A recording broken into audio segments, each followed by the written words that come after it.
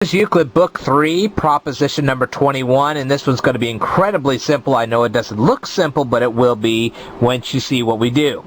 Okay, we've got a circle. It starts at point A, it goes through point E, it comes down here to point D, it comes down through here at point C, and it goes over here to point B before returning back to A. So it makes one full circle.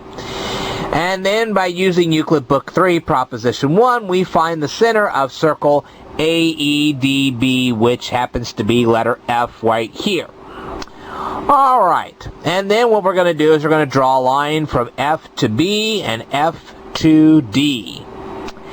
And once we do that, we're going to draw a line from B to A and a line from D to A. Then we're going to draw another line from B to E and another line from D to E. Now, what we're supposed to do is prove that angle BAD is equal in size. There's the same number of degrees in BAD as there is in BED. So the number of degrees in BED is going to be exactly the same as the number of degrees in BAD. Now, how do we prove this? Well, we have to return back to Euclid Book 3, proposition number 20. First of all, we have established, well, there's a few things we're going to establish here. Let's see. He wants you to, first of all, say that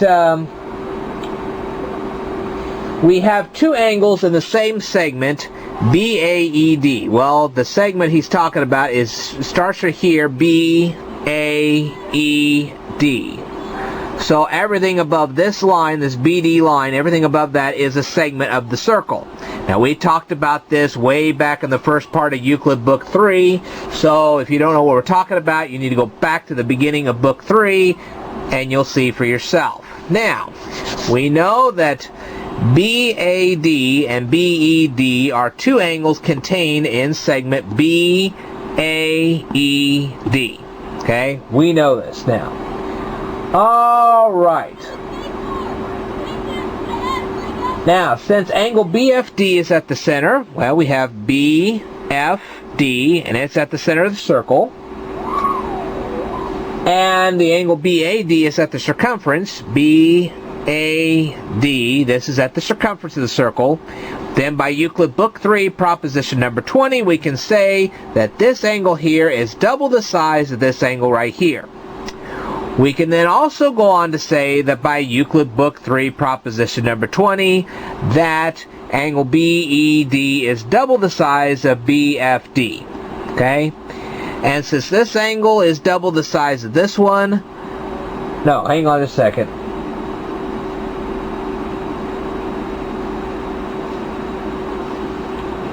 Okay.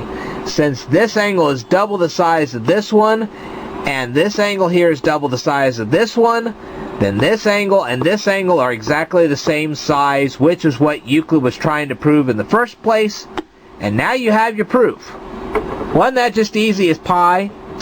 Alright, yeah, I know pi, the mathematical term pi, yeah. Okay, well, I will cover more in a future video, so stay tuned.